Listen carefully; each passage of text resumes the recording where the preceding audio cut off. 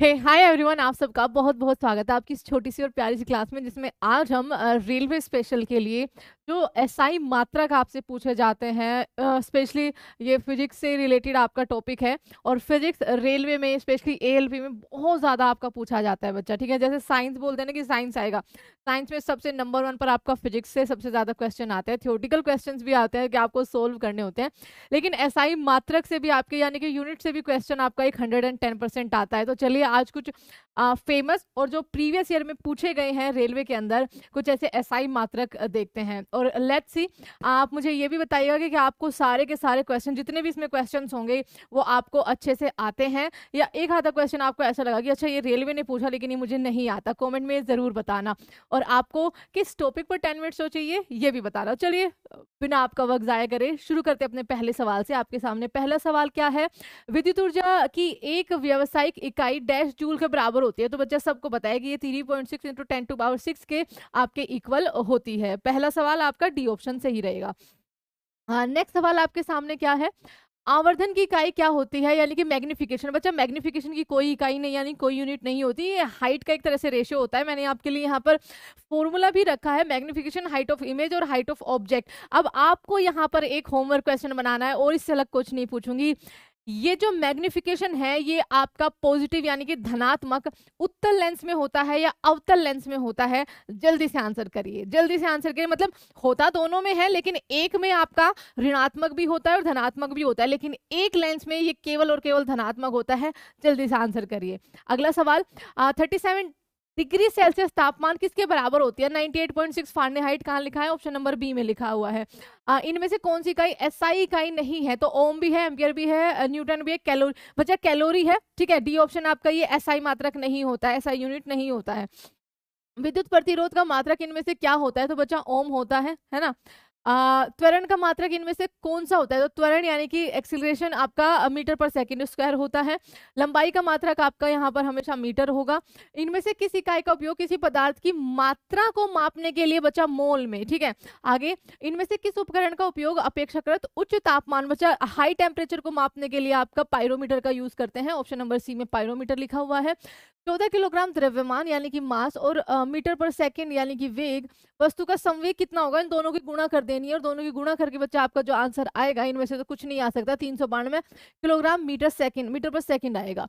Volt meter एक उपकरण है जो डैश की उपस्थिति का पता लगाता है। वोल्ट मीटर किसकी उपस्थिति का पता लगाता है? बच्चा पोटेंशियल आपका डिफरेंस का, ठीक है, यानी कि विभवांतर का। किसी परिपथ में धारा में प्रवाह की दिशा, किसी परिपथ में धारा में प्रवाह की दिशा दिखाने के लिए आपका बच्चा क्या यूज करते हैं? गैल्वेनोमीटर का यूज करते हैं। इनमें से किसका उपयोग धातु के ब्लॉकों में छिद्र एवं दरार का पता लगाने के लिए किया जाता है? तो बच्चा वो किया जाता है अल्ट्रासाउंड का। यहाँ पर बी ऑप्शन आपका सही जवाब हो जाएगा। ऑटोमोबाइल में एक उपकरण लगा होता है जो तय की गई दूरी को दर्शाता है, वो ओडोमीटर कहलाता है। आप सबने इसको देखा होगा जरूर। हवा की गति मापने के लिए इनमें से किस उपकरण का प्रयोग किया जाता है? हवा का एनीमोमीटर का प्रयोग किया जाता है। ध्वनि की तीव्रता को मापने के लिए आपका डेसिबल का यूज करेंगे। ऑप्शन नंबर ए सही जवाब हो जाएगा। हर एक क्वेश्चन मैंने लिखा हुआ है कि कौन सा रेलवे के किस एग्जाम में आया है, ये रेलवे स्पेशल है आपका, ठीक है। भूकंप की तीव्रता डैश से मापी जाती है? तो बच्चा ये आपका मर्कली स्केल इनमें से सही जवाब हो जाएगा, ठीक है। ओके, जूल में क्या मापा जाता है? जूल में आपका क्या मापा जाता है? एनर्जी आपकी मापी जाती है। और यहाँ पर इनमें से कौन सा उपकरण मुख्य रूप से सैन्य पनडुब्बियों में उपयोग किया जाता है? तो ये आपका पेरिस्कोप, इस तरीके का आपका ये होता है। अच्छा, एक क्वेश्चन है, भूकंप की तीव्रता, ठीक है। आप मुझे ये बताना, earthquake, the intensity of an earthquake is measured by, मैंने यहाँ पर ये मर्कली स्केल क्यों ही लिखा, ये आंसर क्यों नहीं दिया? जल्दी से आंसर करिए एक बार फटाफट से, ठीक है। तब तक हम अगले सवाल पे चलते हैं। एक प्रकाश वर्ष किसकी दूरी, किसकी इकाई होती है? दूरी की होती है। एक असत्य का पता लगाने के लिए, मतलब आपका किसी क्रिमिनल ने अगर झूठ बोला है, ठीक है, तो इस चीज का पता लगाने के लिए कि वो झूठ बोल रहा है सच बोल रहा है, तो ये आपका क्या पॉलीग्राफ टेस्ट होता है। आगे, एक उपकरण है जिसके द्वारा एक ही वस्तु के दो अलग अलग फोटोग्राफ एक साथ लिए जा सकते हैं, स्टीरियोस्कोप इसको कहते हैं। न्यूटन डैश को मापने की इकाई है, बल को मापने की इकाई है। कार्य करने की दर को शक्ति कहते हैं। शक्ति का मात्रक क्या होता है? तो शक्ति का मात्रक बच्चा वाट होता है, ठीक है। कौन इनमें से सही मैच नहीं हो रखा? तो कंपास नेविगेशन के लिए उपयोग किया जाता है, उत्तर दक्षिण दिशाओं को इंगित करता है।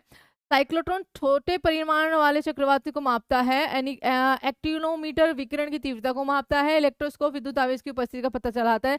तो बच्चा आपका यहाँ पर सही जवाब क्या हो जाएगा? Option number B. मानव शरीर की ऊर्जा आवश्यकताओं को मापने के लिए उपयोग की जाने वाली, मानव शरीर की ऊर्जा आवश्यकताओं को मापने के लिए कैलोरी आपका यहाँ पर किसी वस्तु पर कार्य करने वाले बल द्वारा किया गया कार्य बल की दिशा में तय की गई दूरी से गुणा किए गए बल की मात्रा के बराबर होता है।